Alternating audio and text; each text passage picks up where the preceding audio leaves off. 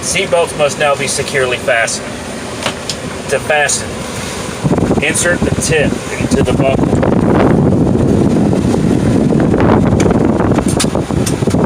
Pull on the loose end of the strap to tighten, and make sure it's low and tight across your lap. To release, lift the top of the buckle or press the latch to release. But wait, why is he giving a seatbelt demo? Well, today on the show, y'all, we're discussing bags, belts, and buckles, as well as other safety features that can benefit you when you're driving a big truck, or flying on a commercial aircraft, or driving your personal vehicle, or riding on any other vehicle that has them. So, fasten your safety belt, make sure it's on, and let's get started.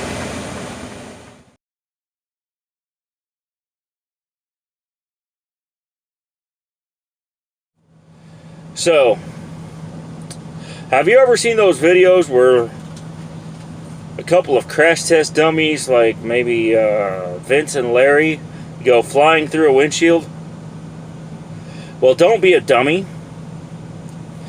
If you're in one of these trucks, you have restraint systems that are designed to work together.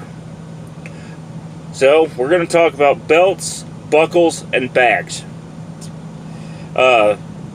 In the back of this Freightliner Cascadia is a specially designed belt with a buckle on it. This is called the Bunk restraint. It's designed to hold you when you are sleeping while the vehicle's in motion. However, some drivers may not be comfortable with it, so they may be better off in a solo operation. Because if you're not comfortable with the bunk restraint, you're going to have problems until you get used to it. The second system is in the front, and that is the seat belts. That is your primary means of restraint when you're... Then, on some trucks, a secondary, like my Tundra for instance, as well as some of the new Freightliners and some of the new Petes and Kenworths and Volvos, there's a second restraint system up in the front called the supplemental restraint system, also more commonly referred to as the airbags. These bags are designed as a last resort. They inflate with explosive force, and while they can minimize injury, they are not designed to be used as a primary restraint system. So, after witnessing my co-driver get thrown out of a bunk once, and after witnessing my own close calls with both other people in the truck and with incidents involving things like brake slamming and such, I urge y'all to take action to save your own life in the event of an incident.